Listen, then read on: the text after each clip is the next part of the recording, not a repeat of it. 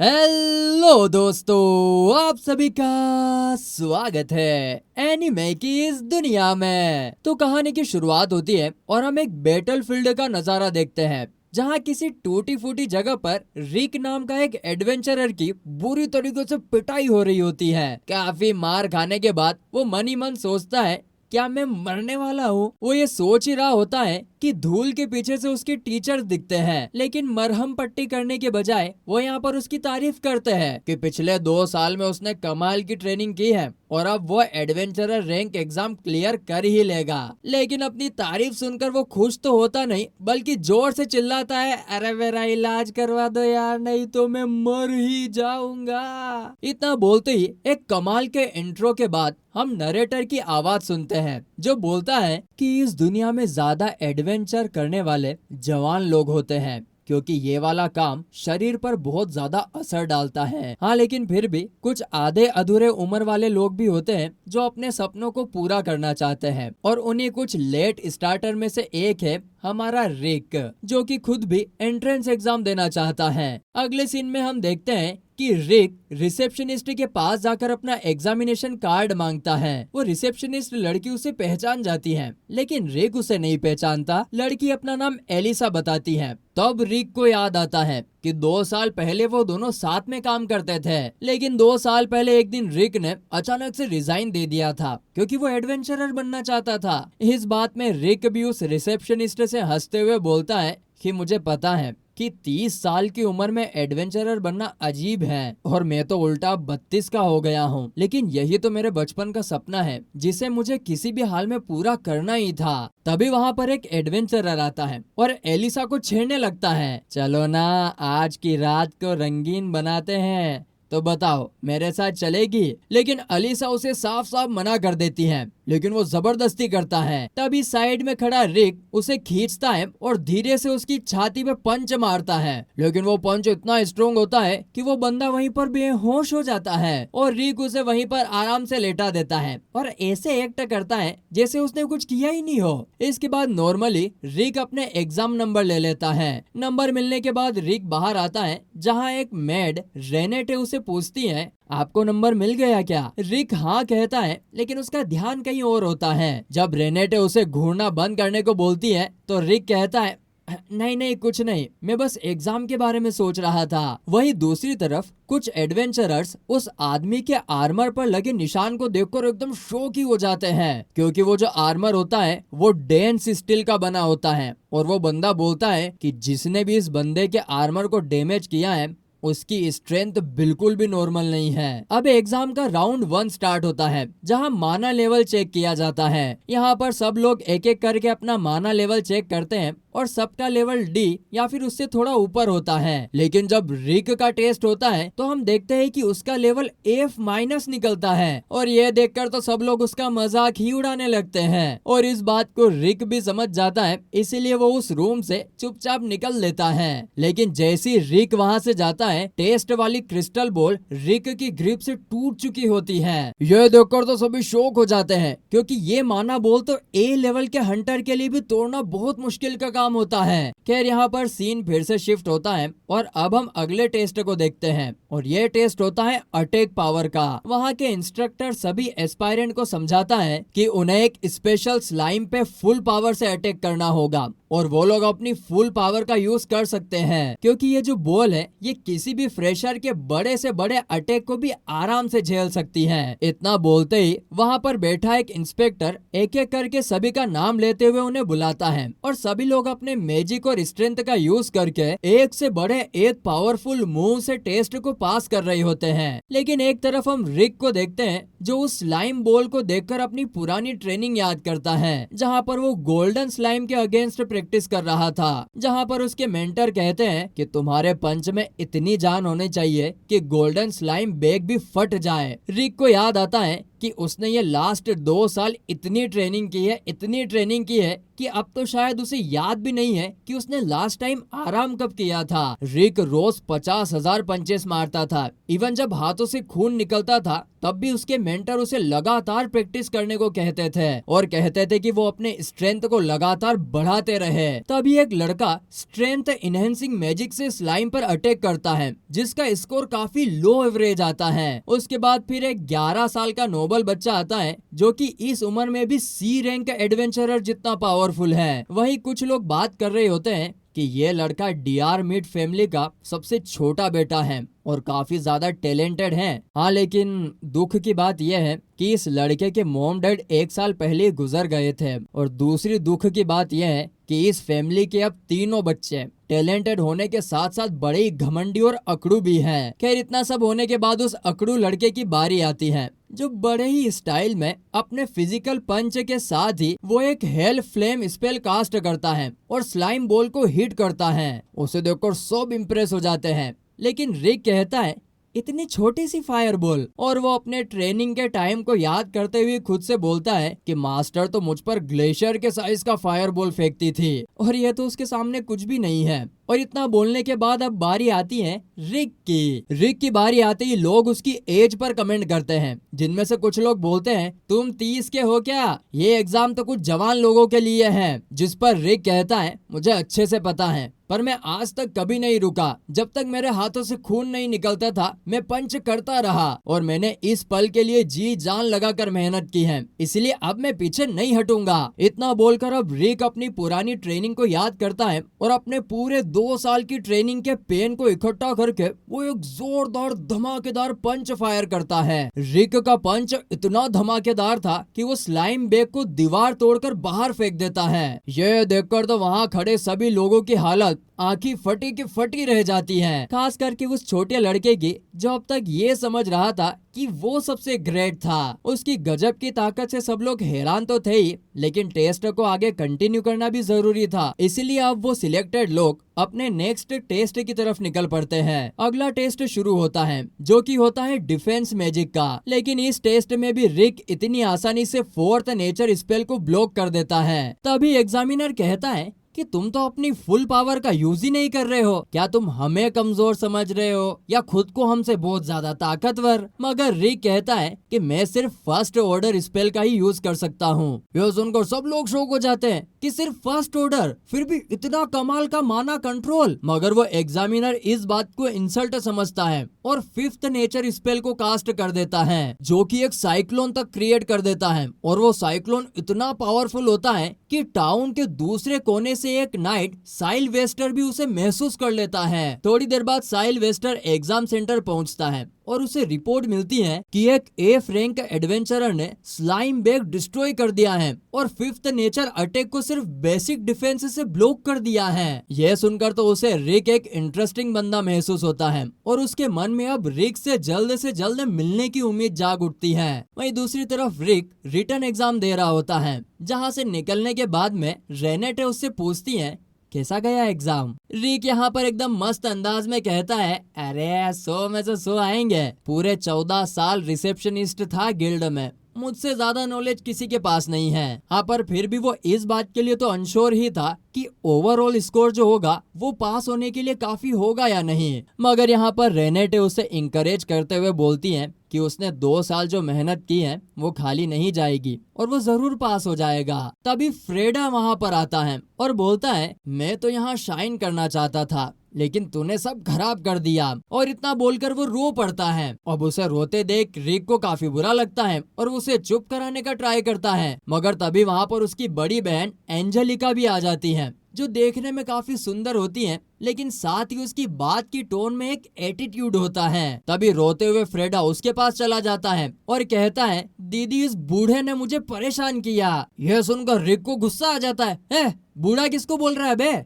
मैं अभी सिर्फ 30 साल का हूँ। तो एंजेलिका गुस्से में बोलती है शर्म नहीं आती, 40 के होकर एक बच्चे को परेशान करते हो। लेकिन रिक कहता है ओ मैडम, मैंने ऐसा कुछ भी नहीं किया है और वो लोग फालतू में अपना टाइम बर्बाद कर रहे हैं। मगर यहाँ पर एंजेलिका उसकी बातों को इग्नोर करते हुए उसे डुएल के लिए चैलेंज कर देती है और अपने ग्लव निकालकर उसकी तरफ फेंक देती है। लेकिन रिक यहाँ पर बोलता है, देखो मुझे कोई लड़ाई वगैरह नहीं करनी है, और साथ ही में वो उसके ग्लव को उठाते हुए कहता है कि इसे उठाओ नहीं तो ये गंदा हो जाएगा। मगर तभी पीछे से एंजेलिका कहती है कि नोबल्स के कस्टम में ग्लव को उठाना मतलब चैलेंज एक्सेप्ट करना है। अब बेचारे रिक को तो इस रिचुअल के बारे में कुछ भी नहीं पता था, लेकिन क्योंकि अब उसके पास कोई चारा नहीं होता है तो वह एंजेलिका के डुएल को एक्सेप्ट कर ही लेता है। जिसके बाद एंजेलिका उन दोनों के बीच बैटल के लिए एक वेन्यू बुक कर देती है। अगले सीन में दोनों एरिना में होते हैं, जहां पर एंजेलिका रिक को बताती है कि फॉल किंगडम के रूल्स के मुताबिक जो भी इस डुएल को जीतता है लूजर को उसकी बात माननी पड़ती है। आगे एंजेलिका ये भी कहती है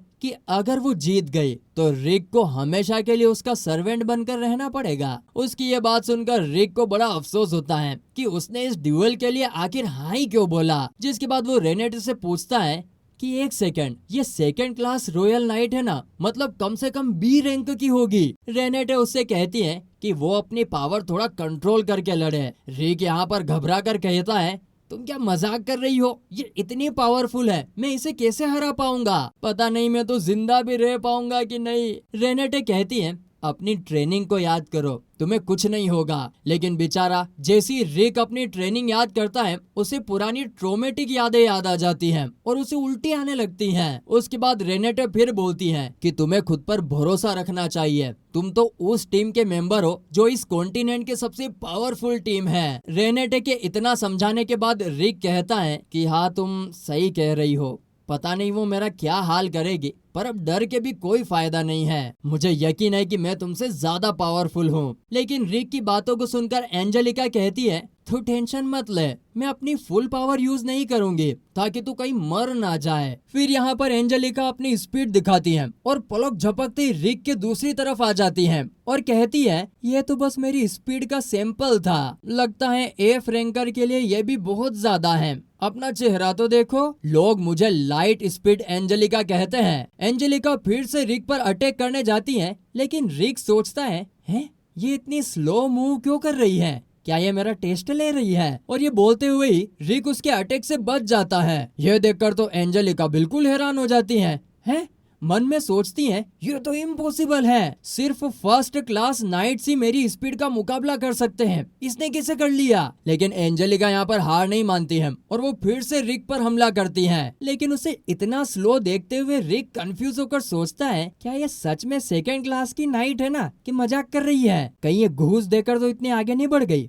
और एक सेकंड, कहीं मैं ही तो इतना पावरफुल नहीं हो गया? तभी एंजेलिका एक पत्थर से टकरा जाती है और रोलिंग करते हुए रिक की तरफ गिरने लगती है। अब उसकी इस गलती को रिक यहाँ पर कोई नई टेक्निक समझ लेता है और घबराते हुए बोलता है कि कहीं ये कोई नई टेक्निक तो नहीं है, और वो खुद भी उस मुश्किल से बचता है। उस हमले से बाल बाल अपनी जान बचाकर फिर रिक खुद पर ही तरस खाते हुए बोलता है, अरे यार, मैंने सोच भी कैसे लिया कि मैं इतना पावरफुल हो गया हूँ, मुझे इतना घमंड आ कैसे गया? ये लड़की तो सच में बड़ी टैलेंटेड है। वहीं दूसरी तरफ एंजेलिका तो गिर गई थी और खुद पर बड़ी शर्म महसूस कर रही थी, और वो तो ये सोच रही थी कि ना जाने रिक उसके बारे में क्या ही सोच रहा होगा। पर इधर रिक तो कुछ नहीं सोच रहा था, उसे तो यही लग रहा था कि एंजेलिका ने ये सब कुछ जानबूझ के किया है, उसकी एक नई टेक्निक है। अब यहाँ पर एंजेलिका रिक से कहती है कि तुमने मेरे अटैक को डोज कर लिया, लगता है मैं थोड़ी और पावर यूज कर सकती हूँ। तभी वो एक टेक्निक का यूज करती है जिससे उसकी स्पीड और बढ़ जाती है, लेकिन वो टेक्निक उसकी बॉडी पर ज्यादा स्ट्रेस डालती है,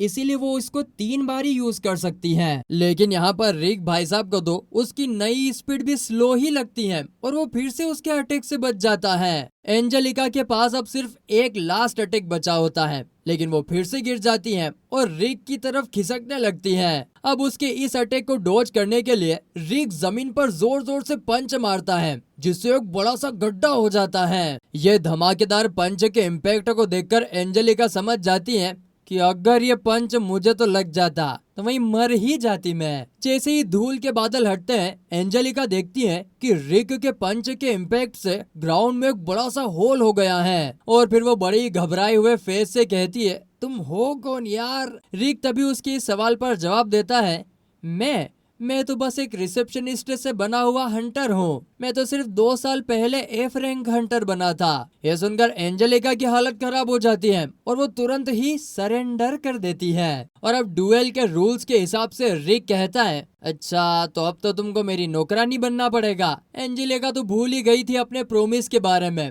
और बिना कुछ बोले वहाँ से भाग जाती है। रिक भी उसके पीछे नहीं जाता है, उसे बेट वगैरह से कोई खास मतलब था नहीं। फिर यहाँ पर रेनेट कहती है कि हमें रिजल्ट्स के लिए वापस से एग्जाम सेंटर जाना होगा। मास्टर ब्रोस्टोन और बाकी सब वहीं पर आने वाले हैं। यह सुनकर तो रिक के फेस का कलर ही उड़ जाता है और घबराते हुए बोलता है कि वो सब क्यों आ रहे हैं। लेकिन खैर, इस सदमे से निकलकर वो दोनों एग्जाम सेंटर की तरफ जाते हैं। वहाँ एलिसा बताती है कि उनके एग्जाम कार्ड से रिजल्ट पता चल जाएगा। अगर रेड आया है तो आप फेल हो और ब्लू आया है तो आप पास हो गए हो। रिक यहाँ पर बहुत ही ज्यादा घबराया हुआ होता है, जैसे कि हम एग्जाम से पहले घबराते ना, वैसे ही। लेकिन जब रिजल्ट आता है तो पता चलता है कि वो तो पास हो गया है। जब रिक और रेनेट बात कर रहे होते हैं तभी फ्रेड का बड़ा भाई रेस्टर आ जाता है और रेनेट पर लाइन मारने लगता है, जिससे रिक गुस्सा हो जाता है, तू मेरी गर्लफ्रेंड के साथ फ्लर्ट नहीं कर सकता। अब यहाँ पर रेस्टर उसके एग्जाम कार्ड को देखकर कहता है,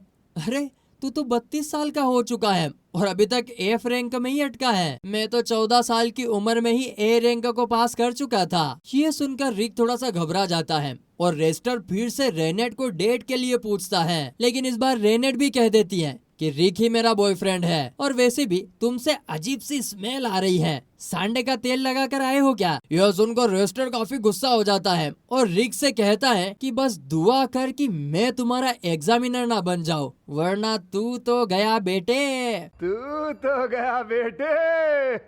और ये बोलकर वो वहाँ से निकल जाता है। वहीं उसके जाने के बाद रिक देखता है कि उसके हाथ गलत जगह पर फंस गए हैं, तो शर्मा कर वो दूर हो जाता है और माफी मांगते हुए रेनेट से कहता है, माफ करो, मैंने तुम्हें कह दिया कि तुम मेरी गर्लफ्रेंड हो। रेनेट मुस्कुराती है और कहती है कि मुझे अच्छा लगा कि तुमने मुझे प्रोटेक्ट किया। वहीं दूसरी तरफ रेस्टर एक रेस्टोरेंट में होता है। वो 40 साल के बुढ़े ने तो मेरा खून गर्म कर दिया है। तभी यहाँ पर फ्रेड और एंजेलिका भी रोते हुए पहुँचते हैं कि एक 40 साल का बुढ़ा हमें बुली कर रहा है। रेस्टर यहाँ पर समझ जाता है कि वो रिक ही था। वहीं मैच से पहले रेनेट रिक से कहती है, देखो अपनी फुल पावर का यूज मत करना और बस दुआ करना कि रेस्टर तुम्हारा एग्जामिनर ना बन जाए। लेकिन तभी एक नया एग्जामिनर खुद को इंट्रोड्यूस करता है, लायंस लोरेट। वो कहता है कि तुम 30 साल के होकर एडवेंचरर बनना चाहते हो, तुम्हारी हिम्मत तो कमाल की है यार। लायंस कहता है कि मैं भी 24 साल में एडवेंचरर बना था, तुमसे मिलकर लगता है मुझे भी दोबारा मेहनत करनी चाहिए। लायंस की बात को सुनकर रिक को भी काफी मोटिवेशन आ जाता है कि दुनिया में वो अकेला नहीं है जिसने अपने करियर की शुरुआत इतनी लेट की है, और उसे ये सोचकर भी काफी खुशी होती है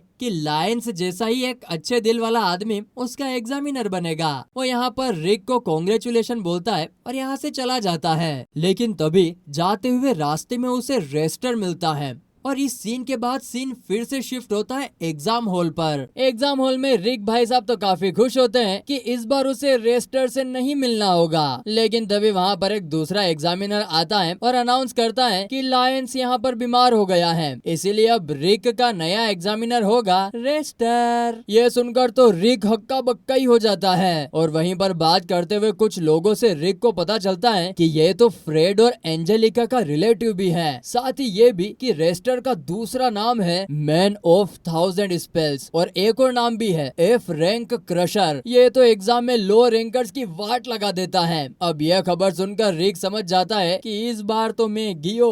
दूसरी तरफ रेस्टर पार्टिसिपेंट्स को एक एक करके हरा रहा होता है। तभी उसका बटलर आता है, वो कहता है एलाइट गार्ड्स आ चुके हैं बॉस। दूसरी तरफ ये सोच सोच कर रिक की तो फटी जाती है कि मुझे तो घर चले जाना चाहिए। मेरा पंगा उस बंदे से होगा जिसे 1000 1000 स्पेल्स आते हैं। लेकिन ये बोलने के अगले ही पल रिक को उसके मास्टर की बात याद आ जाती है और इसीलिए फिर वो कहता है कि मैं घर भी नहीं जा सकता, मेरे मास्टर मुझे छोड़ेंगे नहीं। बेचारे का कॉन्फिडेंस ब्रेक होने लगता है, पर रेनेटे कहती है मैं तुम पर विश्वास करती हूँ, तुम एग्जाम भी पास करोगे और उस बदबूदार लड़के को भी हराओगे। ये सुनकर रिक थोड़ा कॉन्फिडेंट फील करता है। तभी यहाँ पर एक फॉर्चून टेलर आता है, क्या तुम फ्यूचर देखना चाहोगे? फिर जैसे ही रिक फ्यूचर देखने बैठता है वो आदमी डिसअपीयर हो जाता है और यहाँ पर वो फॉर्चून टेलर खुद को रिवील करता है कि वो कोई बाबा नहीं बल्कि रेनेटे का छोटा भाई था और उसके भाई के ऑर्डर पर ही उसने रिक को यहाँ से टेलीपोर्ट कर दिया है। यह देखकर तो रेनेटे बिल्कुल गुस्सा हो जाती है और उस लड़के को एक हाथ से उठा लेती है और एक कोल्ड वॉइस में कहती है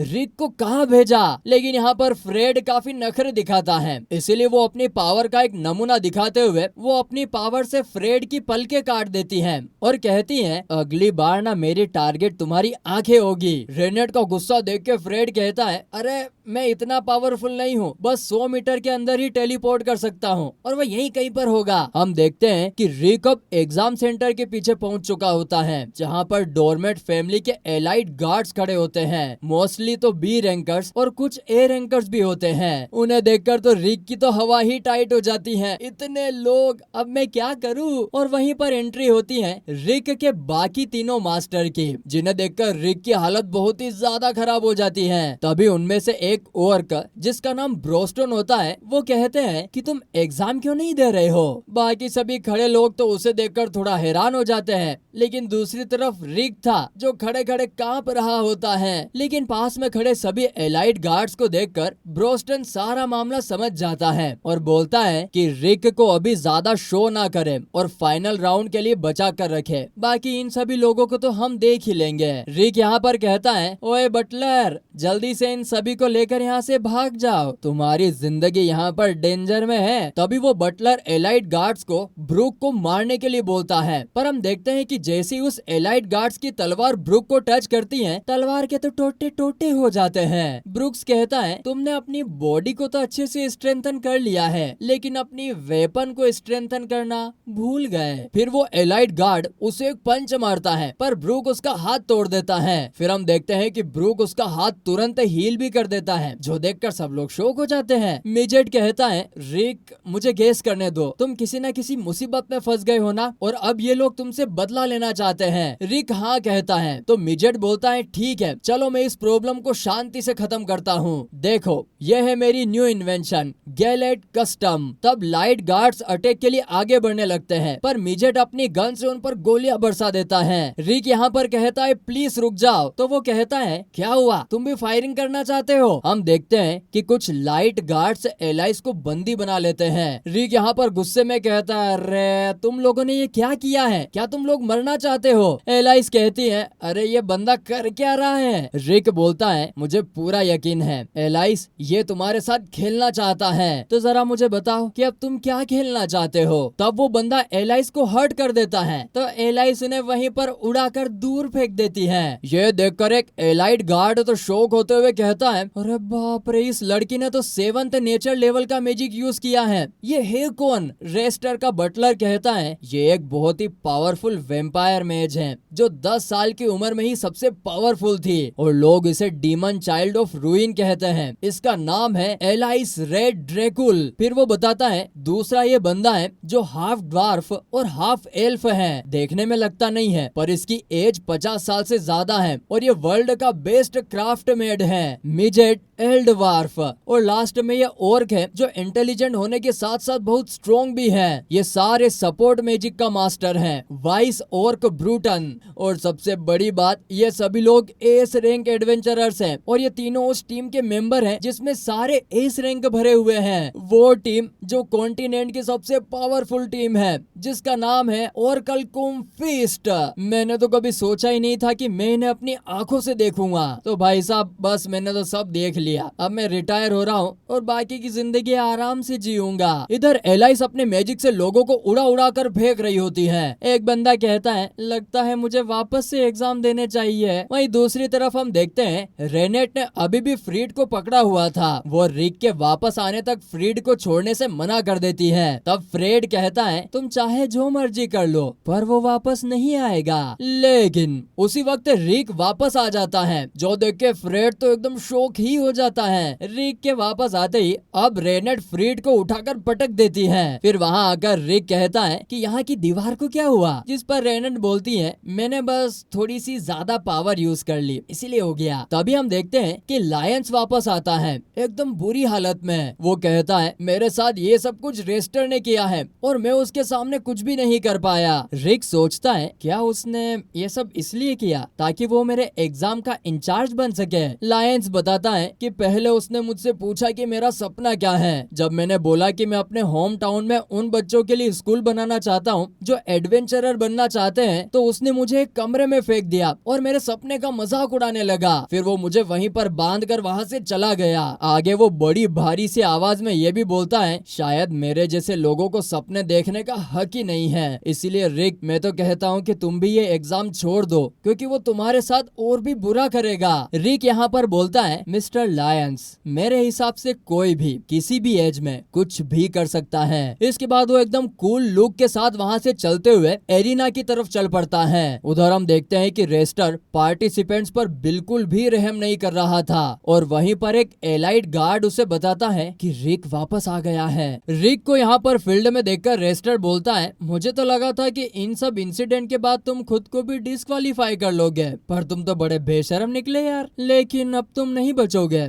अब मैं इंश्योर करूंगा कि तुम ऐसा डर महसूस करो जो नर्क से भी ज्यादा खौफनाक हो। और यहाँ पर रिक सोचता है, बहुत पपड़ पपड़ कर रहा है, अब तो मैं इस बंदे को उड़ा ही दूंगा सालेगा। लेकिन इनका मैच शुरू होने से पहले हम एक आदमी को देखते हैं जो एरिना में बैठे सभी पार्टिसिपेंट्स को देखकर उनका पावर लेवल बता रहा होता है। उसका नाम एडोल्फ होता है, जो वहीं खड़े खड़े खुद से बातें करते हुए बता रहा होता है कि पावर के 4 मेन कोर होते हैं। पहला स्ट्रेंथ, दूसरा डेक्सटेरिटी, तीसरा माना कैपेसिटी और चौथा है मैजिक कंट्रोल। और यह सब एडवेंचरर के पावर में बहुत ही बड़ा रोल प्ले करते हैं। हम देखते हैं कि एडोल्फ के पास एक पावर होती है जो इन सभी कोर्स को आइडेंटिफाई कर सकती है, पर उसकी पावर थोड़ी सी कम होती है क्योंकि वो भी एक ई लेवल एडवेंचरर ही है। साथ ही एग्जामिनर पर ज्यादा देर फोकस करने की वजह से एडोल्फ की आंखों में थोड़ा दर्द होने लगता है क्योंकि वो स्ट्रॉन्ग लोगों की तरफ ज्यादा देर तक देख नहीं सकता है। यहाँ पर वो बताता है कि इस वक्त एरिना में सबसे ज्यादा पावरफुल रेस्टर है, जिसको सिर्फ देखने से ही उसके सर में दर्द शुरू हो जाता है। और अब उसे जैसे ही पता चलता है कि रेस्टर का नेक्स्ट कॉम्पिटिटर रिक होने वाला है, तो वो रिक की पावर को भी एनालाइज करता है और देखता है कि मैजिक पावर के अलावा बाकी सारे कोर्स में रिक बहुत पावरफुल है। और यह देखकर एडोल्फ की आंखों का दर्द 100 गुना बढ़ जाता है और वो जोर जोर से चीखने लगता है। वहीं दूसरी तरफ इधर रिसेप्शनिस्ट एलिसा रेनेट से मिलने आती है और दोनों एक दूसरे को बड़े प्यार से इंट्रोड्यूस करते हैं। तभी रेनेट उसे रिक का मैच देखने का इनविटेशन देती है। एलिसा भी उसका इनविटेशन मान लेती है। आफ्टर ऑल ये उसके सबसे पुराने सीनियर का भी तो मैच था। यहाँ पर रेनेट एलिसा को लेकर बाकी पार्टी मेंबर्स के पास में आती है, जहाँ पर मिजेट रेनेट को अपने पास बैठने के लिए कहती है। पर रेनेट यहाँ पर उसे बड़े ही कोल्ड वॉइस में कहती है कि अगर मैं यहाँ बैठ भी जाऊँ तो तुम अजीब अजीब हरकतें करोगे, इसीलिए मैं मना कर रही हूँ। फिर मिजेट यहाँ पर एलिसा को देखकर उसे भी अपने पास बैठने को बोलता है, लेकिन रेनेट एलिसा को भी वहाँ से ले जाती है। इधर रिक की लड़ाई की अब बारी आ जाती है। ब्रोस्टन कहता है, चलो देखते हैं हमारा ओल्ड रूकी कैसे परफॉर्म करेगा, जिस पर रेनेट कहती है, चिंता मत कीजिए, रिक मास्टर आराम से पास हो जाएंगे। पर यहाँ पर एलिसा कहती है कि रेस्टर के होते हुए ये मुश्किल है क्योंकि वो एक ए रैंक का एडवेंचरर है और वो हमेशा पार्टिसिपेंट्स को मुश्किल में डाल देता है। ब्रुक्स यानी कि ब्रोस्टन कहता है, फिर तो चिंता की कोई बात नहीं। एंजेलिका और फ्रेड भी अपने भाई को चीयर करते हुए रेस्टर को बोलते हैं कि रिक को हरा दो। अब यहाँ पर मैच शुरू होने से पहले ही रेस्टर कहता है, वैसे मैं काफी सरप्राइज हूँ कि तुम एलाइट गार्ड से बचकर यहाँ तक आ गए, पर उनकी गलती भी तो नहीं है, आखिर में तो वो लोग कमांडर्स ही तो हैं, इसीलिए मैं तुम्हें अब वार्निंग देता हूँ, मुझे उनके जैसा मत समझना। रिक यहाँ पर कहता है, मैं तुम्हें उनके जैसा नहीं समझूंगा, पर एक बात बताओ, तुम एडवेंचरर बने क्यों? जिस पर रेस्टर कहता है ये क्या बेकार का सवाल है, वो भी इस वक्त। मैं एडवेंचरर बना क्योंकि मेरे अंदर टैलेंट है, और जब मैं हाई रैंक का एडवेंचरर बन जाऊंगा तो मेरी शान और शौकत बढ़ जाएगी। और वैसे भी अब मैं इससे रिटायर होने ही वाला हूँ, क्योंकि मैं काफी बोर हो चुका हूँ इससे। रिक कहता है, अच्छा तो फिर मैं तुमसे कभी हारने वाला नहीं हूँ, क्योंकि जिन लोगों के पास कोई बड़ा सपना या मकसद नहीं है वो मुझे नहीं हरा पाएंगे। इस पर रेस्टर थोड़ा सा चिढ़ जाता है और बोलता है, सीनियर से बात करते हुए शब्द ध्यान से चुनो, बाकी तुम्हें मजा तो अब मैं चखा ही दूंगा। चलो शुरू करते हैं। अब हम देखते हैं कि मैच शुरू होते ही रेस्टर रिक को डराने के लिए शुरुआत में ही उस पर आइस मैजिक से अटैक कर देता है, लेकिन रिक यहाँ पर बिल्कुल भी डरता नहीं है और अपनी जगह से थोड़ा सा भी मूव नहीं करता है। वो बस ध्यान से रेस्टर की सभी मूवमेंट्स को देख रहा होता है। रिक सोचता है, रेनेट ने कहा था शांत रहो और अपोनेंट को ऑब्जर्व करो, तो फिलहाल मैं वही करूंगा। रेस्टर कहता है, अगर तुम अटैक नहीं करोगे तो मैं तुम्हें छोड़ूंगा नहीं, और वो फायर मैजिक से अटैक कर देता है। रिक सोचता है, ये तो थर्ड नेचर मैजिक है जिसे ये बिना मंत्र के यूज कर रहा है, जो कि इतनी छोटी उम्र में कोई आम बात नहीं है, पर अभी मुझे बस ऑब्जर्व करना होगा। ये बोलकर रिक उसके इस हमले को डायरेक्ट अपने ऊपर ले लेता है, जिससे वहाँ पर एक बड़ा धमाका होता है, पर रिक को कुछ नहीं होता है। अलीसा यहाँ पर चिंता करती है, पर ब्रोस्टन कहता है, छोटा मोटा अटैक रिक का कुछ नहीं बिगाड़ सकता। साथ ही वो अलीसा से आगे बोलता है, तुम जानती ही हो ना, एडवेंचर पावर के 4 कोड्स, स्ट्रेंथ,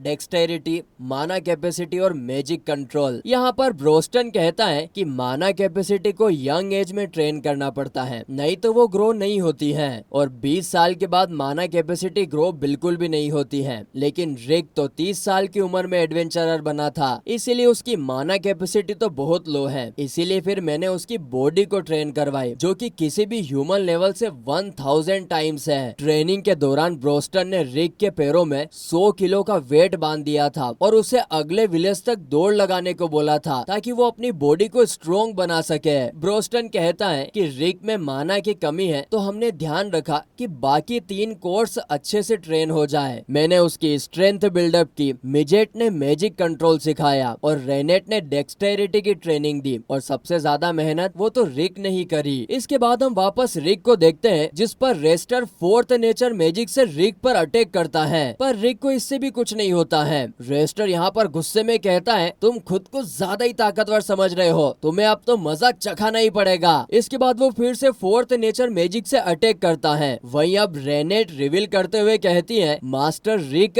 एस रैंक जितने स्ट्रॉन्ग है, पर उन्हें अभी अपनी ताकत का एहसास नहीं है। जिस पर मिजेट बोलता है, ये आपकी गलती है बॉस, क्योंकि आप हमेशा उसे कहते रहते हो कि एफ रैंकर इतना तो कर ही सकता है, एफ रैंकर इतना तो कर ही सकता है। इसीलिए तो रिक जब भी हमेशा किसी माउंटेन या हिल को एक ही पंच में तोड़ देता था, तो उसे तो लगता था कि वो अभी भी सिर्फ एफ रैंकर ही है। रेस्टर यहाँ पर मल्टीपल मैजिक से रिक पर लैंड के टुकड़े फेंककर अटैक करता है, लेकिन रिक उसे 2 जमीन के टुकड़ों में काट देता है, पर फिर भी रिक को कुछ नहीं होता है। रेस्टर कहता है, लगता है अब मुझे तुम्हें अपने हाथों से हराना पड़ेगा, और वो रिक को एक जोरदार पंच मारता है, पर जैसी दोनों का पंच टकराता है, रेस्टर पीछे धकेल दिया जाता है। रिक सोचता है, अब समझ में आया कि रेनेट क्या कहना चाहती थी। रेस्टर ने ना अपनी स्किल्स को कभी ट्रेन किया ही नहीं, सिर्फ टैलेंट के दम पर वो चल रहा है। उसके पास मैजिक पावर बहुत है, पर प्रैक्टिस बिल्कुल ही 0 है। जिसके बाद तो अब रिक पूरे कॉन्फिडेंस के साथ बोलता है कि अब तो पक्का है कि मैं तुमसे कभी नहीं हार सकता। रेस्टर यहाँ पर कहता है, लगता है तुमने गलती से मेरे अटैक को कैंसिल कर दिया है, पर अपने आप को ज्यादा लकी मत समझना। जिसके बाद वो अपना एक पावरफुल अटैक करने के लिए मंत्र पढ़ के 3rd नेचर मैजिक से रिक पर अटैक कर देता है, लेकिन यहाँ पर रिक वो एक हाथ से स्पेल को रोक देता है और कहता है, मुझे इस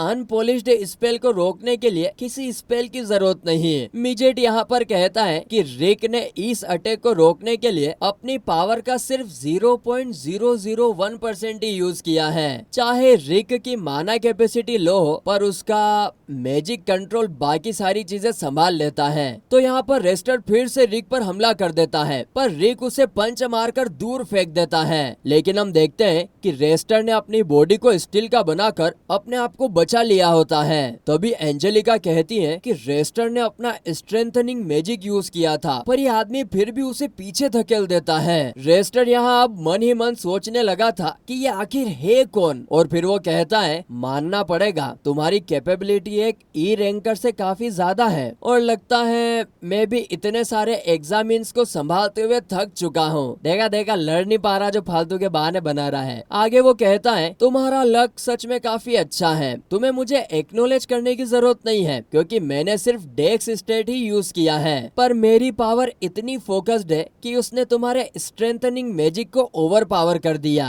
फिर मुझे एक बात बताओ, जब तुम्हारा माना इतना कम है तो तुम 2 सालों में इतने स्ट्रॉन्ग कैसे बन गए? तो इस पर रिक कहता है कि तुम्हें क्या पता मैंने कितनी मुसीबतों का सामना किया है। मुझे एक ड्रैगन नेस्ट में बंद कर दिया गया था और मुझे तब तक निकलने नहीं दिया गया जब तक मैंने वहाँ सबको हरा नहीं दिया। मुझे रोज एक्सप्लोजन्स के बीच भागना पड़ा और मुझे मॉन्स्टर के पैरालाइजिंग लिक्विड में तब तक तैरना पड़ता था जब तक मैं डूब नहीं जाता। ये सुनकर एलिसा कहती है अगर ऐसा हुआ तो रिक तो कई बार मर चुके होते। ब्रोस्टन कहता है हाँ ये सच है, ये सच में काफी बार मर गया था और मैंने अपनी हीलिंग पावर यूज करके इसे दोबारा जिंदा किया। रिक अपनी फिजिकल लिमिटेशंस को पार करके स्ट्रॉन्ग बन गया और ये सब उसने बार बार डिस्ट्रक्शन और रिस्टोरेशन प्रोसेस से किया। यहीं पर हम फिर कुछ ट्रेनिंग के सीन भी देखते हैं। ट्रेनिंग में हम देखते हैं कि मिजेट रिक को पहाड़ी से नीचे फेंक देता है, जिससे क्या बेचारा मर ही जाता है। फिर ब्रोस्टन उसे जिंदा कर देता है। एलिसा भी रिक पर पूरा का पूरा माउंटेन फेंक देती है, जिससे वो फिर से मर जाता है। लेकिन ट्रेनिंग ग्राउंड में भी रेस्टर को रिक की बातों पर यकीन नहीं होता है और वो कहता है कि तुम जो भी कुछ कह रहे हो ना वो सब जरूर पूरा का पूरा झूठ है, तुमने इसे ज्यादा ही बड़ा चढ़ा कर कह दिया है। और वैसे भी अगर तुम ऐसी ट्रेनिंग से गुजरे हो तो तुम्हारे पास ऐसा कौन सा मोरल सपोर्ट है जिसकी वजह से तुमने इतना सब कुछ सहन कर लिया। रिक कहता है कि मेरा मोरल सपोर्ट मिस्टर लाइंस की तरह ही है, मेरा सपना ही मेरा मोरल सपोर्ट है। मेरा इकलौता सपना जो है मैं दुनिया के सबसे powerful monster Kaiser Alice Fate को हराना चाहता हूँ। रिक का ये सपना सुनकर फ्रेड और रेस्टर तो जोर जोर से हंसने लगते हैं। एलिसा कहती है काइजर एल्स फेट ये तो वही मॉन्स्टर है ना जो योमाटो द हीरो बुक में लिखा है। ब्रोस्टन कहता है बिल्कुल सही और बोलता है कि ह्यूमारी भी कहता है कि उनका गोल भी वही है। तभी रेस्टर कहता है योमाटो द हीरो की बुक सिर्फ एक फेरी टेल है। रिक कहता है देखो मुझे फर्क नहीं पड़ता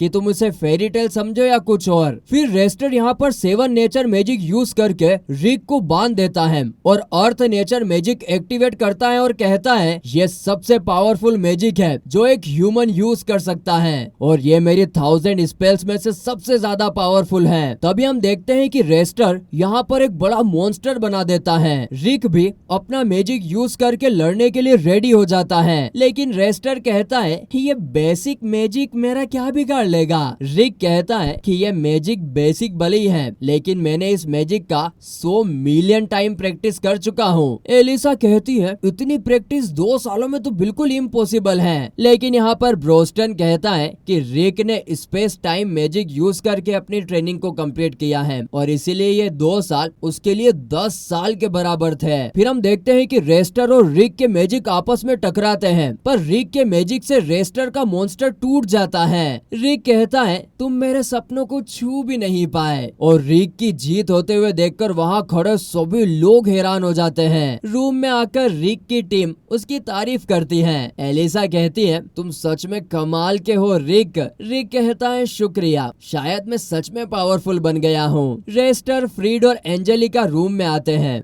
रिक कहता है अब क्या तुम मेरा मजाक उड़ाने आए हो। साथ ही वो रेस्टर से यह भी कहता है कि मैं बहुत सारी स्किल्स तो यूज नहीं कर सकता, इसीलिए जो आती है उन्हें इतना पॉलिश किया है कि मुंह से खून ना आ जाए। फिर वो एडवाइस देता है कि एक स्किल को तब तक प्रैक्टिस करो जब तक लिमिट क्रॉस ना हो जाए। अगली बार प्रमोशन एग्जाम में मिलेंगे और अगली बार मैं तुम्हारा टेस्ट लूंगा। इसके बाद फिर हम देखते हैं ई रैंक एग्जाम का रिजल्ट अनाउंस होता है, मगर रिक को देखकर रेनेट कहती है तुम कुछ ज्यादा ही शांत लग रहे हो, जिस पर रिक कहता है बस कुछ पुरानी चीजें याद आ गई। और तभी फिर हम रिक के पास्ट का सीन देखते हैं, जहाँ पर रिक ने जब बचपन में काइजर की स्टोरी पढ़ी थी कि कैसे एक महान एडवेंचरर काइजर ने डीमन किंग से लड़ने की कोशिश की थी, मगर वो उसे हरा नहीं पाया। वो लड़ाई हार गया और इतिहास के पन्नों में कहीं खोस आ गया। लेकिन जाने से पहले उसने एक भविष्यवाणी की थी कि एक दिन कोई आएगा जो सबसे अलग होगा, जिसके पास एक साफ दिल और एक यूनिक पावर होगी, और वही एडवेंचरर अपनी टीम के साथ उस डीमन किंग को हरा देगा, और वो दिन जरूर आएगा। रिक इस कहानी से काफी इंस्पायर होता था, लेकिन एक नॉर्मल दुनिया की तरह हर कोई इस कहानी को सिर्फ एक फिक्शनल स्टोरी की तरह ही लेता था। इसीलिए फिर जब रिक अपने एडवेंचरर बनने की बात को अपने पेरेंट्स से बताता है तो उसके पेरेंट्स उसे साफ मना कर देते हैं कि रिक एक काफी कमजोर बच्चा है, जिसे इन सब खतरनाक कामों में नहीं उलझना चाहिए, और अपनी स्कूल कंप्लीट करने के बाद कोई नॉर्मल सी जॉब ढूंढनी चाहिए जिसमें कम से कम जान का खतरा तो ना हो। लेकिन अपने माँ बाप से इतनी खरी खोटी सुनने के बाद भी वो अपने सपनों को नहीं छोड़ता है, और ऐसे ही एक दिन उसे पता लगता है कि उसने एक यूनिक स्किल को हासिल कर लिया है, जो कि सिर्फ एस रैंक एडवेंचरर के पास ही होती है। रिक ये वाली खबर सुनकर बड़ा खुश होता है और ये बात अपने स्कूल के सभी दोस्तों को भी बता देता है। उसके दोस्त ये सुनकर काफी एक्साइटेड हो जाते हैं और रिक से पूछते हैं कि उसकी इस स्किल को एक्टिवेट होने में कितना टाइम लगेगा, जिस पर रिक बोलता है वो जल्दी ही अपनी स्किल को एक्टिवेट कर लेगा। लेकिन हम देखते हैं कि थोड़ा थोड़ा करके काफी सारे साल बीत जाते हैं और रिक की ग्रेजुएशन का दिन आ जाता है, मगर अभी तक रिक की जो स्किल थी वो एक्टिवेट नहीं हुई थी। रिक के कुछ दोस्त उसे एडवाइस करते हैं कि रिक को ना पहले एडवेंचरर टेस्ट देकर एफ रैंक एडवेंचरर से ही शुरुआत कर देनी चाहिए, और हो सकता है एडवेंचर करते करते ही रिक की पावर अवेक हो जाए। लेकिन यहाँ पर रिक बहुत अच्छे से जानता था कि अगर उसके पास पहले से ही कोई स्किल नहीं होगी तो उसके पेरेंट्स उसे कभी भी इतनी डेंजरस जॉब के लिए हाँ नहीं बोलेंगे। इसीलिए रिक एक डॉक्टर से जाकर कंफर्म करता है कि उसकी पावर को अवेक होने में और कितना टाइम लगेगा, मगर यहाँ पर ये डॉक्टर रिक को बड़ी कड़वी सच्चाई बताते हुए बोलता है कि भले ही रिक के पास ये स्पेशल स्किल आ गई है, लेकिन जरूरी नहीं है कि उसकी ये स्किल अभी के अभी अवेक हो जाए। यहाँ तक कि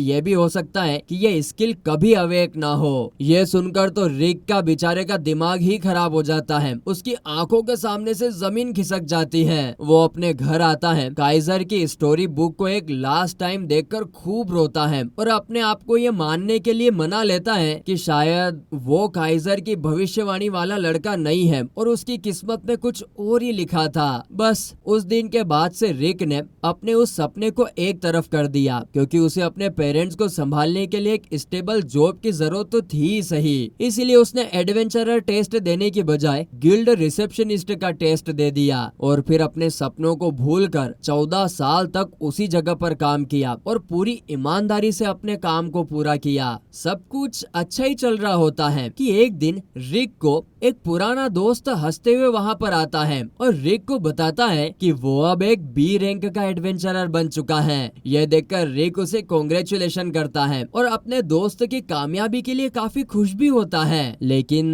उसी रात हम रिक को एक लेक के पास देखते हैं, जिसको कई सालों के बाद अपना वो अधूरा सपना अचानक से याद आ गया, और आसमान में जाते हुए बादलों को देखकर वो सोचता है कि क्या वो सच में खुश है। तभी उसे अपने पास के टाउन से कुछ लोगों की चिल्लाने की आवाज आती है। वो भागते हुए वहाँ पर जाता और देखता है कि एक ओर्क टाउन में घुस गया है। ओर्कों को वहाँ पर देखकर रिक की तो हालत ही खराब हो जाती है, उसे समझ नहीं आता कि अब वो क्या करे। मगर तभी एक दुकान से एक लड़की कुछ सामान लेकर बाहर आती है, जो सीधा जाकर उस ओर्क के सामने खड़ी हो जाती है। रिक को लगता है कि ये लड़की तो आज अपनी जान खो देगी, इसीलिए वो खुद जाकर उस लड़की और ओर्क के बीच में खड़ा हो जाता है और चिल्लाते हुए बोलता है, आपको डरने की कोई जरूरत नहीं है, मैं आपको बचा लूंगा। लेकिन तभी हम देखते हैं कि वो लड़की कोई और नहीं बल्कि रेनेट है, जो रिक को साइड होने को बोलती है। रिक को समझ नहीं आता कि ये क्या करने की सोच रही है, लेकिन तभी हम देखते हैं कि रेनेट एक झटके में उस ओर्क के टोटे टोटे कर देती है, जिसे देखकर तो रिक एकदम हक्का बक्का रह जाता है, साथ ही काफी डर भी जाता है। लेकिन वो देखता है कि रेनेट तो वहाँ से ऐसे चलते हुए जा रही है जैसे वहाँ कुछ हुआ ही नहीं था। रिक यहाँ पर रेनेट से उसका नाम पूछने के बाद उससे पूछता है कि आप जैसे ए लेवल एडवेंचरर को मिलकर मुझे काफी खुशी हुई। लेकिन रेनेट रिक का कंफ्यूजन दूर करते हुए बोलती है कि मैं कोई ए रैंक नहीं बल्कि एस रैंक हूँ। ये चीज रिक को काफी डरा देती है क्योंकि उसके 14 साल के करियर में उसने आज तक एक भी एस रैंक एडवेंचर से वो कभी नहीं मिला था। और ये बताने के बाद रेनेट तो दोबारा वहाँ से जाने लगती है, लेकिन रिक उसे रुकने को बोलता है और हिचकिचाते हुए अपने माइंड में जो भी आ रहा था वो सबसे बड़ा सवाल ही पूछ लेता है कि क्या रेनेट के हिसाब से रिक कभी भी एडवेंचरर बन पाएगा। जिस पर रेनेट बिना टाइम वेस्ट किए ही बोल देती है, बिल्कुल भी नहीं, तुम्हारे अंदर वो बात नहीं है, इसीलिए कोशिश भी करना बेकार है। अब एक एस रैंक से ये बात सुनकर रिक को तो पूरा भरोसा हो जाता है कि अब उसका कुछ नहीं हो सकता है और उसे अपनी डेली जॉब पर ही फोकस करना चाहिए। लेकिन यहाँ पर रेनेट को देखकर रिक उससे एक लास्ट रिक्वेस्ट भी कर देता है कि क्या रेनेट रिक के साथ एक डेट पर चल सकती है, जिस पर रेनेट हाँ बोल देती है। हालांकि रिक को इस जवाब की बिल्कुल भी उम्मीद नहीं थी, लेकिन हाँ सुन के तो उसकी खुशी का कोई ठिकाना ही नहीं रहता है और वो रेनेट को कल भी यहीं पर मिलने के लिए बुला लेता है। अगले दिन जॉब पर एलिसा नोटिस करती है कि आज तो रिक कुछ ज्यादा ही खुश दिख रहा है। रिक उसे अपनी खुशी का कारण बताता है और ये कारण जेड भी सुन लेता है और रिक को उसकी फर्स्ट डेट के लिए ऑल द बेस्ट बोलता है। और यहाँ पर इसी खुशी में रिक भी जेड को उसका पहला बी रैंक क्वेस्ट भी दे देता है। जेड भी बहुत जल्दी उसका क्वेस्ट लेकर काम पर निकल पड़ता है। अब रात के वक्त हम देखते हैं कि रिक रेनेट के साथ डिनर करने के लिए बहुत ज्यादा खुश होता है, पर तभी उसे फिर से लोगों की चिल्लाने की आवाज सुनाई देने लगती है। वो सोचता है क्या यार, आज के लिए भी ये मॉन्स्टर छुट्टी नहीं ले सकते थे। और तब वो देखता है कि रेनेट मॉन्स्टर के साथ लड़ रही होती है और उसने बहुत सारे मॉन्स्टर को तो मार भी दिया होता है, लेकिन वो देखता है कि वहाँ पर तो और भी बहुत सारे मॉन्स्टर आ जाते हैं। तो रेनेट रिक को कहती है कि सब कुछ उस पर छोड़ दे और हम देखते हैं कि वो अपनी नीडल से एक एक करके सभी मॉन्स्टर को एक ही बारी में मार देती है। रिक यहाँ पर हैरान होकर कहता है, तो एस रैंक की पावर ये होती है, ये तो इतनी अमेजिंग है कि मैं इसे एक्सप्लेन भी नहीं कर सकता। पर तभी रेनेट को एक ड्रैगन के वहाँ पर होने का एहसास होता है और ये एहसास होते ही उसे अपने बचपन की कुछ यादें याद आ जाती हैं और वो काफी डर जाती है। तभी एक मॉन्स्टर उन पर अटैक कर देता है और जेड वहाँ सही टाइम पर आकर उन्हें बचा लेता है और कहता है, रिक आखिर तुम इतने सारे मॉन्स्टर के बीच में अपनी डेट को क्यों लेकर आए। तभी हम देखते हैं कि दो और एडवेंचरर्स वहाँ पर आ जाते हैं। जेड रिक को बताता है कि उन्हें गिल्ड ने भेजा है और तब वो सब मिलकर मॉन्स्टर्स को फिर हराने लगते हैं। यहाँ खड़ा रिक जो फर्स्ट टाइम एक फाइट को देख रहा होता है, वो सोचता है तो एडवेंचरर ऐसे लड़ते हैं। मुझे पता है मैं एडवेंचरर नहीं बन सकता, पर सच में मुझे बहुत जेलसी हो रही है। तभी रेनेट कहती है, यहाँ बहुत ज्यादा खतरा है क्योंकि यहाँ पास में एक बहुत खतरनाक ड्रैगन है। जब भी मुझे ड्रैगन के मैजिक का एहसास होता है तो मेरी पूरी बॉडी ट्रोमा के कारण कंट्रोल खो देती है और मैं मैजिक को कंट्रोल नहीं कर पाती। रिक कहता है, पर आखिर यहाँ ड्रैगन आ कैसे सकता है। पर तभी हम देखते हैं कि एक ड्रैगन वहाँ पर आ जाता है और सब लोग उसको देखकर हैरान हो जाते हैं। रिक कहता है, तो इसी वजह से मॉन्स्टर यहाँ पर आ रहे थे, वो लोग इस ड्रैगन से डर रहे थे। जेड यहाँ पर कहता है कि एडवेंचरर्स का एक रूल होता है कि कोई भी ए रैंक से छोटा एडवेंचरर ड्रैगन से नहीं लड़ेगा। पर तभी वो ड्रैगन उन्हें घूरने लगता है और एक एडवेंचरर डर के मारे उस पर हमला कर देता है। इस ड्रैगन को यहाँ पर खतरनाक गुस्सा आ जाता है और वो अपनी दहाड़ से ही सबको नीचे गिरा देता है। जेड कहता है, हम इस चीज से नहीं लड़ सकते हैं, चलो यहाँ से भागते हैं। सब भागने लगते हैं, पर ड्रैगन एक बैरियर बना देता है जो कोई भी तोड़ नहीं पा रहा था। तभी हम देखते हैं कि रिक भाई साहब आगे बढ़ते हैं और ड्रैगन के सामने खड़े हो जाते हैं। जेड कहता है, तुम पागल हो गए हो क्या, आखिरकार तुम कर क्या रहे हो। रिक, तुम बस एक रिसेप्शनिस्ट हो, तुम इससे नहीं लड़ सकते हो। लेकिन यहाँ पर रिक बड़े ही खतरनाक आवाज में बोलता है कि जैसा अभी सब कुछ चल रहा है वैसे तो हम सब मरने ही वाले हैं, पर अगर मैं इसके सामने खड़ा हो गया तो शायद मैं एक एडवेंचरर की मौत मर सकता हूँ। मुझे पता है मैं इससे नहीं लड़ सकता हूँ, मुझे पता है कि मैं इससे नहीं लड़ सकता हूँ, और ये तो मुझे बस अपने नाखूनों से ही कुचल डालेगा। मेरे लिए चीजें बहुत आसान हो जाती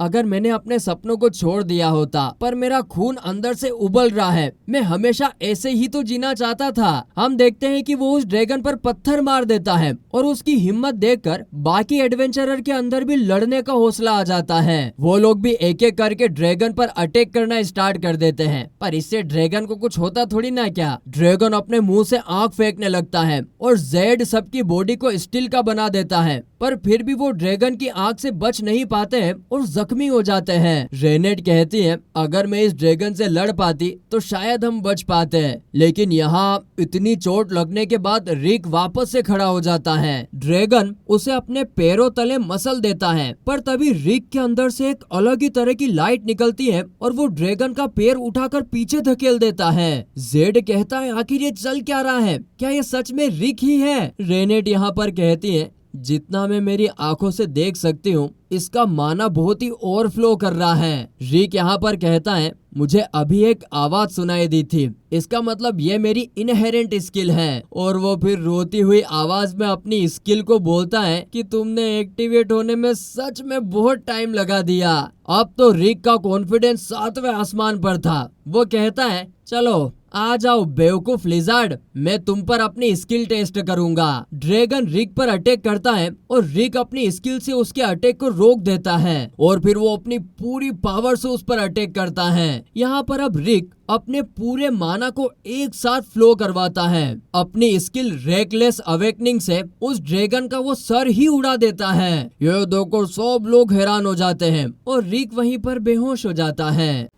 फिर एक हफ्ते बाद हम देखते हैं कि रिक वापस से होश में आ जाता है, जो कि अभी भी काफी दर्द में होता है। रेनेट कहती है कि आपको रेस्ट लेना चाहिए, आपके मैजिक सर्किट्स टूट चुके हैं और ये तो चमत्कार ही है कि आप अभी तक जिंदा हैं। रिक कहता है कि तुम मेरा इतना टाइम से वेट क्यों कर रही थी? रेनेट यहाँ पर कहती है कि मैं आपको अपनी टीम में और ओरेकल कम फीस्ट में इनवाइट करना चाहती हूँ। हमारी पार्टी का गोल डीमन किंग फेट को हराना है। रिक पूछता है तो क्या वो मॉन्स्टर रियल में है? रेनेट कहती है हाँ, आपने बिल्कुल सही कहा। रेनेट यहाँ पर आगे कहती है कि मास्टर रिक आपने कभी हार नहीं मानी और अपने हौसले से लड़ाई की। मुझे यकीन है कि आप अभी भी स्ट्रॉन्ग बन सकते हैं और आप हमारे साथ लड़ सकते हैं। मैं गारंटी देती हूँ कि आप एक एडवेंचरर बन सकते हैं। रिक कहता है पहली बार किसी ने मुझसे ये कहा है, क्या मैं सच में एक एडवेंचरर बन सकता हूँ? मैंने अपनी जिंदगी के 30 साल गवा दिए हैं, क्या मैं पक्का एक एडवेंचरर बन सकता हूँ? जिस पर रेनेट कहती है हाँ बिल्कुल बन सकते हैं। फिर हमें प्रेजेंट में सीन दिखाया जाता है जहाँ पर रिक पास हो जाता है और उसे ई रैंक का एडवेंचरर का बेच भी मिल जाता है। रेनेट कहती है अब आप एक फुल फ्लेज एडवेंचरर बन चुके हैं। रिक कहता है सही कहा, ये सब तुम सबकी वजह से हुआ है। मैं बहुत खुश हूँ कि मैंने कभी हार नहीं मानी और आज मैं एक एडवेंचरर बन चुका हूँ। टेस्ट को पास करने के बाद रिक लिंक से मिलने जाता है। लिंक उसे कॉन्ग्रेचुलेट करता है और कहता है जल्दी हॉस्पिटल से डिस्चार्ज हो जाऊंगा। फिर ड्रिंक का प्रोमिस याद है ना? रिक एक्साइटेड हो जाता है और बोलता है मैं तो तुम्हें अपनी पूरी टीम से मिलवाना चाहता हूँ, पर जब लिंक बोलता है तो तू मेरी जगह पर आएगा। ये सुनकर रिक को थोड़ा सा इमोशनल झटका लगता है और वो बोलता है कि तुम्हें मेरी पार्टी से जरूर मिलना चाहिए। और साथ ही वो लिंक को एक एडवाइस भी देता है। वो लिंक को अपना आर्मर सूट पहनने के लिए बोलता है ताकि लिंक रिक के घर पर जा सके। कुछ दिनों के बाद लिंक रिक के बेस को ढूंढता है और वहीं उसे एक जगह मिलती है जिसे देखकर वो कहता है ये घर तो किसी डीमन लॉर्ड के कैसल जैसा लगता है। वो गेट की घंटी बजाता है और अंदर से रिक आता है और कहता है सॉरी भाई इतना दूर बुलाया, पर यहाँ मौसम भी अजीब है और मॉन्स्टर भी यहाँ पर कभी नहीं टिकते हैं, इसीलिए ये काफी सेफ जगह है। लिंक यहाँ पर थोड़ा कंफ्यूज होता है और पूछता है तो तुमने मुझे ये आर्मर पहनने के लिए क्यों बोला? फिर तो रिक यहाँ पर कामली बोलता है ताकि तुम कोफिन में घर वापस ना जाओ। फिर दोनों पैलेस के अंदर जाते हैं। रेनेट यहाँ पर लिंक का वेलकम करती है और एलाइस रिक को खेलने के लिए बुला रही होती है। लिंक सोचता है काश मेरी बेटी भी इतनी खुश होती। पर तभी एलाइस अपने मैजिक से लिंक पर अटैक कर देती है। सिर्फ बेक कह के सिक्स्थ नेचर मैजिक डाल देती है। रिक तुरंत लिंक को बचाता है, लेकिन एलाइस के मैजिक से कैसल की वॉल टूट जाती है। रिक यहाँ पर गुस्से में कहता है, मास्टर एलाइस, कितनी बार बोला है कैसल के अंदर मैजिक मत यूज करो। एलाइस यहाँ पर गिल्ट में बोलती है, तुम खेलने के लिए नहीं आए,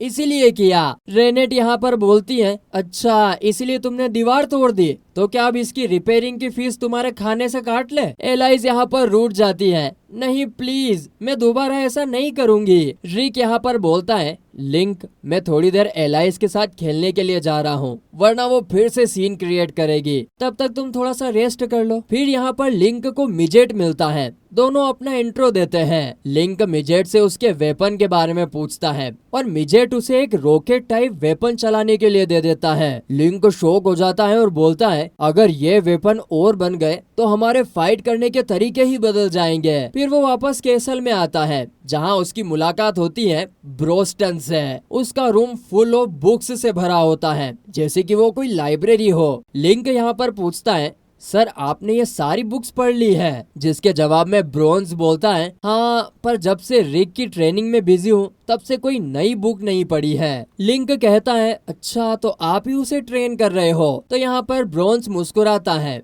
हाँ बिल्कुल, और तुम्हारी आंखों में भी वही शाइन है जो रिक की आंखों में होती है। अगले सीन में रिक को पता चलता है कि लिंक ब्रोन्स के साथ ही ट्रेनिंग कर रहा है। रिक यहाँ पर बोलता है, अरे लिंक, ये तुमने क्या कर दिया? फिर हम देखते हैं कि ब्रोन्स ने लिंक के पैर में बेड़ियां बांध दी थी और उसे कहता है कि पहाड़ी से भाग कर दिखाओ। लिंक बेचारा गिर जाता है और लास्ट मोमेंट पे एक सुअर पर लैंड करता है। वो सोचता है ये क्या हो रहा है। रात तक वही ट्रेनिंग करने के बाद तो लिंक की हालत ही खराब हो जाती है। रिक यहाँ पर बोलता है, मैंने तो तुझे पहले ही वार्न किया था भाई। लिंक कहता है, मुझे बोला गया था कि ज्यादा ट्रेनिंग नहीं होगी, यहाँ पर तो किसी पे भरोसा करना ही नहीं चाहिए, और ओरकेल कम फीस्ट के मेंबर पर तो बिल्कुल भी नहीं। ब्रोन्स बोलता है, अरे बेटा चिंता मत करो, अगर तुम्हें कुछ होता भी ना तो मैं तुम्हें रिवाइव कर देता। रिक यहाँ पर गुस्से में बोलता है, क्या किसी की लाइफ की कोई वैल्यू ही नहीं है क्या? रिवाइव कर देता, ये कर देता। मिजेट बोलता है, सारी गलती रिक की है। उसे पता था कि मास्टर ब्रोन्स के साथ ट्रेनिंग करने में जान जाती है, तो फिर अपने दोस्तों को तुमने क्यों बुलाया? खैर बाद में फिर लिंक और रिक चाय पीते हैं। लिंक बोलता है, रेनेट बहुत अच्छी लड़की है, क्या तुम दोनों रिलेशनशिप में हो? रिक बोलता है, नहीं, और वैसे भी मैं 30 का हो गया हूँ। लिंक यहाँ पर मुस्कुराता है और बोलता है, तू अभी भी यंग है मेरे भाई, मेरी वाइफ तो मुझसे 20 साल छोटी है, सब टाइमिंग का खेल है। फिर रात को सब लोग डिनर करते हैं। ब्रोन्स, मिजेट और एलाइस रेनेट को और खाना लाने के लिए बोलते हैं। तभी लिंक रिक को बोलता है कि जाओ रेनेट की हेल्प करो ताकि बॉन्डिंग हो सके। रिक भी रेनेट की हेल्प करने के लिए चला जाता है। रिक के वहाँ से जाने के बाद बात को कंटिन्यू करने के लिए एलाइस बोलती है, मैंने सुना है रिक के पास इनहेरिटेंस स्किल है, जिस पर ब्रोन्स बोलता है, उसकी स्किल ना सिर्फ स्पेशल सिचुएशन में ही एक्टिवेट होती है, वो अपने आप नहीं कर सकता है। मिजेट बोलता है, काश वो अपने हिसाब से एक्टिवेट कर पाता, तो फिर कितना सब कुछ इजी हो जाता, पर वो तो अभी वेपन भी नहीं संभाल सकता। जिस पर ब्रोन्स बोलता है कि रिक ना बिना वेपन के भी एस रैंक लेवल पर है, अगर उसकी रेकलेस सोल स्किल एक्टिवेट हो जाए तो वो हमसे भी ज्यादा पावरफुल हो जाएगा। फिर वो लिंक से पूछता है, क्या तुमने मैजिक क्रिस्टल के बारे में सुना है, जिसे 6 ग्रैंड ऑर्ब्स कहते हैं? लिंक्स कहता है, क्या आप उन मैजिक, यहाँ पर बात हो रही थी उन मैजिक क्रिस्टल्स की जो यामाटो की लेजेंडरी बुक में मेंशन थे। रिक बोलता है, बिल्कुल सही पकड़ा, हमारा अल्टीमेट गोल है केजर एल्स फेट को हराना, और उसके लिए हमें चाहिए 6th ग्रैंड ऑर्ब्स। ये वो 6 मैजिक क्रिस्टल है जो उस दरवाजे को अनलॉक करते हैं जहाँ केजर एल्स फाइट करता है। मिजेट बोलता है, 6 ग्रैंड ऑर्ब्स हर 200 साल में एक बार एक्टिवेट होते हैं, और इस बार वो वक्त आ चुका है, और इसीलिए वो क्रिस्टल अभी स्ट्रॉन्ग मैजिक भी इमिट कर रहे होंगे। क्या तुमने इसके बारे में कुछ सुना है या फिर कोई क्लू मिला? लिंक थोड़ा कंफ्यूज होता है पर कहता है, अगर आप सब लोग इसके बारे में बात कर रहे हो तो ये डेफिनेटली कुछ तो होगा, पर इसके बारे में अभी तक मुझे कुछ याद नहीं आ रहा है। मैं एक बार अपनी सीक्रेट एजेंसी से कांटेक्ट करूंगा और अगर कुछ पता चला तो आप लोगों को जरूर बताऊंगा। अगले दिन हम एक गिल्ड का सीन देखते हैं जहाँ पर रे नाम की लड़की थोड़ी फ्रस्ट्रेट होती है, जो अपने गिल्ड के बॉस से बोलती है कि अब तो मैं एडवेंचरर बन चुकी हूँ, फिर मुझे यहाँ सफाई क्यों करनी पड़ रही है, मैं तो मॉन्स्टर से फाइट कर सकती हूँ, ये सब मेरे सामने टिक ही नहीं पाएंगे। तभी वहाँ पर ब्रोंज, एलाइस और रिक एक क्वेस्ट लेने गिल्ड में आते हैं। गिल्ड मास्टर बोलता है, सॉरी लेकिन आप ये क्वेस्ट नहीं ले सकते। ब्रोंज से सुनकर थोड़ा शॉक हो जाता है, पर क्यों, हम तो इस क्वेस्ट को इजीली हैंडल कर सकते हैं। तभी रे सोचती है ये बोलने वाला और को कौन है, और ये छोटी सी लड़की, एक नॉर्मल सा बूढ़ा आदमी, ये किस टाइप की टीम है यार।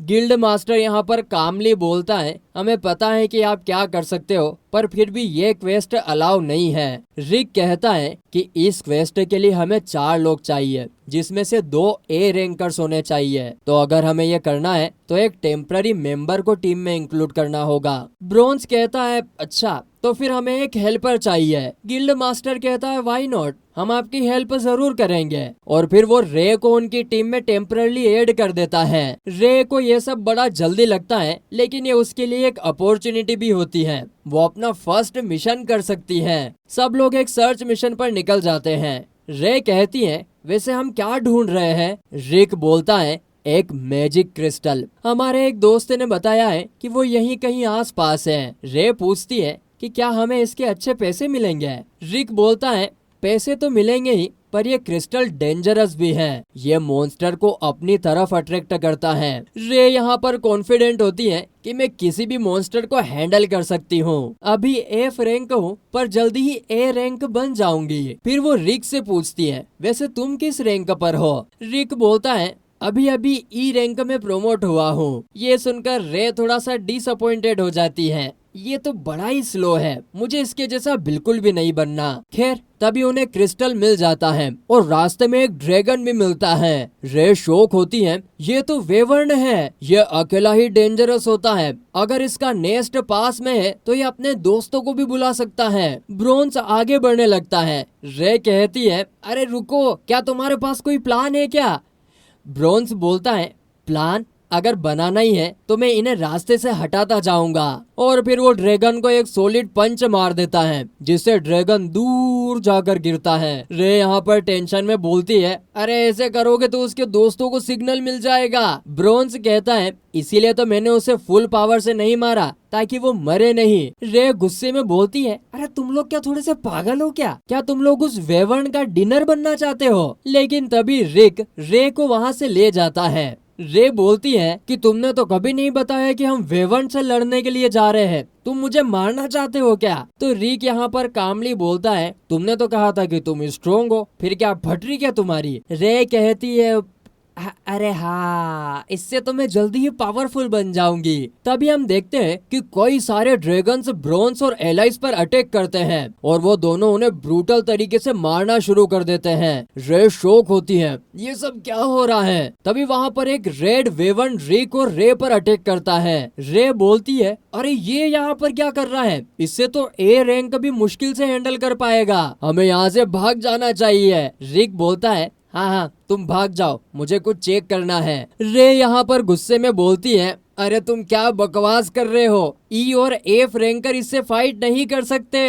रे यहाँ पर फिर रेडी हो जाती है, अगर ऐसी बात है तो मैं तुम्हारे साथ मिलकर जरूर लड़ूंगी, चाहे ये टेम्पररी टीम हो, पर तुम मेरे टीम के मेंबर हो, इसलिए मैं धोखा नहीं दे सकती। और वैसे भी यामाटो कभी अपने दोस्तों को पीछे नहीं छोड़ता।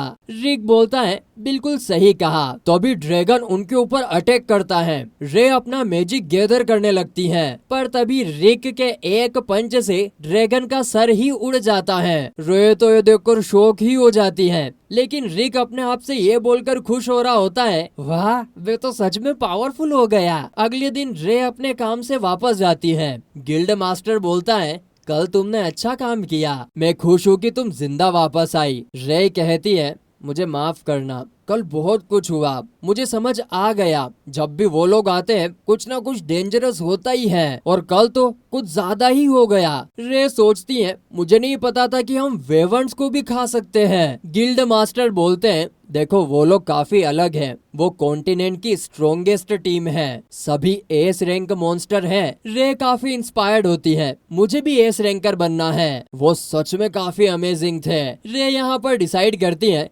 सबसे पहले मैं अपने रैंक एग्जाम में बेस्ट दूंगी और अब मैं ट्रेनिंग करने जा रही हूँ। तब ब्रोंस बोलता है, ये रेड फ्लावर है, 6 ग्रैंड ऑर्ब्स में से एक, अगर हम इसे यूज करें तो रेनोसेंस ग्रैंड ऑर्ब की लोकेशन मिल सकती है। एलाइस एक्साइटेड हो जाती है, मैं ट्राई करना चाहती हूँ। फिर मिजेट अपने मैजिक से एक और ऑर्ब की लोकेशन ट्रेस करता है। लोकेशन देखकर ब्रोंस बोलता है, ये जगह तो हेल्कटोपिया लग रही है, वो फेमस कंट्री जो अपने क्लोन और कमबैक स्पोर्ट के लिए मशहूर है। अगले सीन में ब्रोंस बताता है कि 400 साल पहले रेक्टोपेक्सी एक छोटी सी कंट्री थी जिसके चारों तरफ सिर्फ रेगिस्तान था। तब फोर्थ किंग अलेक्जेंडर ने अपने हाथों से 10,000 लोगों को हरा दिया और चैंपियन बन गया। उसके बाद लोग अलग अलग जगह से उससे लड़ने और देखने आने लगे और धीरे धीरे रेक्टोपेक्सी एक बड़ी कंट्री बन गई। आज उसे फीस्ट किंग भी कहा जाता है। हम देखते हैं कि वो लोग रेक्टोपेक्सी आ चुके हैं, जहां अलेक्जेंडर के स्टेचू को देखते हुए ब्रोंस कहता है, काश मुझे उसके साथ लड़ने का मौका मिलता। लेकिन रिक बोलता है, अगर आप दोनों लड़ते ना तो ये पूरी की पूरी कंट्री ही उड़ जाती है। रेनेट बोलती है, उसने सिर्फ कंट्री नहीं बनाई बल्कि फीस्ट फाइट को इतना पॉपुलर कर दिया है कि अब वो एक एंटरटेनमेंट का सोर्स बन चुकी है। रिक कहता है, मैंने सुना है रेक्टोपेक्सी में मार्शल आर्ट एक पॉपुलर जॉब है, यहाँ के लोग खुद को फाइटर्स कहते हैं। ब्रोंस कहता है, ये कंट्री सच में इंटरेस्टिंग है पर हमें अपने गोल पर फोकस करना चाहिए। फिर वो लोग लोकल लोगों से माना स्टोन के बारे में पूछते हैं, पर लोग ब्रोंस्टन को देखकर डर के मारे भाग जाते हैं। तभी वो देखते हैं कि एक लड़का एक लड़की को तंग कर रहा होता है, उसे फोर्स कर रहा होता है साथ चलने के लिए। ब्रोंस उसके पास जाकर कहता है, हमें तुमसे कुछ पूछना है। वो लड़का बोलता है, तो क्या हुआ, तू एक और का है, मैं भी फाइटर हूँ, मुझसे पंगा मत लेना। ब्रोंस उसे एक पंच मारकर गली से बाहर लाता है और कहता है, अब जब तू हार गया है तो हमारे क्वेश्चन का जवाब दे। लड़का अपना नाम गोल्ड बताता है और लड़की का नाम मिलिशिया होता है। रिक उन्हें मैजिक क्रिस्टल दिखाता है और ब्रोंस पूछता है, क्या तुमने इस जैसे क्रिस्टल को कहीं देखा है? गोल्ड कहता है, मुझे लगता है मैंने ऐसा कुछ देखा है। मिलिशिया भी कहती है, हाँ मैंने भी इसे कई बार देखा है। रिक बोलता है, तो जल्दी बताओ कहाँ पर देखा है? ब्रोंस कहता है, देखो ये चीज हमारे लिए बहुत इम्पोर्टेंट है, अगर तुम्हें थोड़ी सी भी इंफॉर्मेशन है तो ये चीज हमारी बहुत मदद करेगी। तभी मेन रोड पर फीस्ट किंग टूर्नामेंट की अनाउंसमेंट होती है। गोल्ड एक्साइटेड होकर कहता है, ये फीस्ट किंग टूर्नामेंट की अनाउंसमेंट है और ये 2 महीनों में स्टार्ट होने वाला है। रेनेट पूछती है, ये फीस्ट किंग टूर्नामेंट क्या होता है? गोल्ड बोलता है, तुमने नहीं सुना, ये एक टूर्नामेंट है जिसमें चैंपियन फाइटर्स डिसाइड होते हैं। मिलिशिया कहती है, हर साल यहाँ 5 लाख ऑडियंस होती है और जो बंदा यहाँ खड़ा है वो 5 टाइम चैंपियन है, केल्विन उर्वोल्फ, और ये पिछले 3 सालों से तो लगातार जीत रहा है। सब लोग केल्विन के लिए चीयर करते हैं। ब्रोंस कहता है, मानना पड़ेगा ये बंदा काफी काबिल है। तभी मिलिशिया और गोल्ड चिल्लाते हैं। रिक पूछता है, अब क्या हो गया?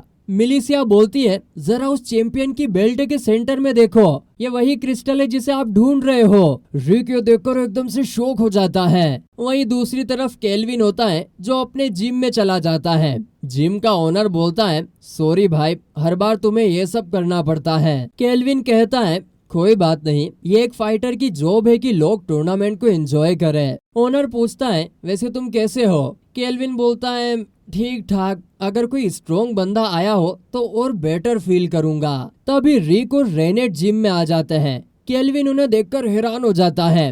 रिक बोलता है, क्या हम आपसे कुछ बात कर सकते हैं? ओनर उन्हें बाहर जाने के लिए कहता है, लेकिन रिक बात समझाने की कोशिश करता है पर ब्रोंस उसे रोक देता है और खुद आगे बढ़ जाता है। रेनेट बोलती है, मिस्टर ब्रोंस, हमें प्रॉपर प्रोसीजर फॉलो करना चाहिए। ब्रोंस बोलता है, मैं ऐसी चीजों में प्रोसीजर नहीं मानता और मुझे लगता है ये बंदा भी सेम फील करता है। केल्विन बोलता है, तुम यहाँ कर क्या रहे हो? चैंपियन की बेल्ट मुझे दे दो। ओनर शौक होकर कहता है, तुम बेल्ट चुराने आए हो क्या? रिक मना करता है। ब्रोंस कहता है, लगता है तुम मेरी बात समझ नहीं रहे। जो मैजिक क्रिस्टल बेल्ट के साथ अटैच है वो मेरे पुराने टीममेट का है। हम उस क्रिस्टल को लेकर बेल्ट तुम्हें वापस दे देंगे और उसकी जगह पर एक बहुत ही वैल्यूएबल आइटम भी लगा देंगे। ओनर बोलता है, तुम लोग क्या बकवास कर रहे हो? ओए, इन लोगों को बाहर निकाल दो। केल्विन कहता है, रुको, इन लोगों ने जो कहा मुझे उस पर भरोसा है। मेरी नाक कभी मुझे धोखा नहीं देती। मुझे लगता है ये लोग सच बोल रहे हैं, पर फिर भी माफ करना दोस्तों, मैं तुम्हें ये बेल्ट नहीं दे सकता। ये बेल्ट मेरे लिए इम्पोर्टेंट है और यहाँ के लोगों का प्राइड भी है। चाहे तुम्हें सिर्फ क्रिस्टल चाहिए हो, पर मैं ये नहीं दे सकता। हाँ, पर एक रास्ता है। अगर तुम फीस्ट किंग टूर्नामेंट जीत जाओ तो बेल्ट तुम्हारी। जिस पर ब्रोंस्टन कहता है, तो हमें फाइटर बन के टूर्नामेंट में पार्ट लेना पड़ेगा और जीतकर बेल्ट हासिल करनी होगी। रेनेट बोलती है, टूर्नामेंट में पार्ट लेने के लिए हमें क्वालिफायर्स पास करने होंगे जो कंट्री के ईस्ट और वेस्ट पार्ट में होंगे। फिर हमें उनसे लड़ना होगा जो क्वालिफायर पास कर चुके हैं। ब्रोंस्टन कहता है, तो फिर वेस्ट लीग को तुम संभालो रिक, और ईस्ट लीग को मैं संभालता हूँ। रिक बोलता है, मुझे कोई प्रॉब्लम नहीं, पर क्या आप अकेला ठीक रहेंगे? ब्रोंस बोलता है, चिंता मत करो, मैंने एक गाइड बुला लिया है। तभी गोल्ड ब्रोंस की राइड ले आता है जो कि एक लग्जरी कार्ट होती है। अब थोड़ी देर में रिक क्वालिफायर में पार्ट लेने चला जाता है। रेनेट बोलती है, फाइटर बनने के लिए हमें टेस्ट पास करना होगा। यहाँ दूर दूर से लोग आएंगे जिन्हें अपनी एबिलिटी पर भरोसा होगा। वो लोग टूर्नामेंट में पार्ट लेने के लिए अपनी पूरी स्ट्रेंथ लगा देंगे। रेनेट की बातों को सुनकर रिक को ये सब काफी इंटरेस्टिंग लग रहा होता है। फिर टेस्ट का फॉर्म फिल करके अब दोनों मैच एरिना में आते हैं। तभी टेस्ट का इंस्ट्रक्टर बोलता है, रिक, ये टेस्ट एक मॉक बैटल है और तुम्हें रैंडमली सिलेक्टेड न्यू कमर के साथ लड़ना होगा। रिक पूछता है, क्या मेरा अपोनेंट बहुत स्ट्रॉन्ग है? जिस पर इंस्ट्रक्टर बोलता है, हाँ, वो लड़की बहुत ज्यादा स्ट्रॉन्ग है और अभी तक एक भी मैच नहीं हारी है। रिक का क्वालिफिकेशन मैच शुरू होने वाला होता है। इंस्ट्रक्टर कामली बताता है, यहाँ जीत या हार मैटर नहीं करती है। अगर तुम्हारी एबिलिटी स्टैंडर्ड क्राइटेरिया को क्लियर कर जाए तो तुम पास माने जाओगे। So relax and give your best. तभी हम उस कॉम्पिटिटर को देखते हैं जिसके साथ रिक का मैच होने वाला होता है और ये देखकर हम हैरान हो जाते हैं कि वो कॉम्पिटिटर कोई और नहीं बल्कि एंजेलिका डियरवुड होती है। उसके एंट्री लेते ही क्राउड में एक्साइटमेंट फैल जाती है और वो क्राउड को देखकर कहती है, मुझे नहीं पता कि ये सब किसने स्टार्ट किया, पर लोग मुझे देखकर मुझे लाइट स्पीड कहने लगे। मैं हूँ एंजेलिका डियरवुड, क्या मैं तुम्हारी अपोनेंट बन सकती हूँ? वो रिक को देखकर थोड़ी शॉक हो जाती है। रिक कहता है, अरे तुमसे मिले हुए काफी टाइम हो गया।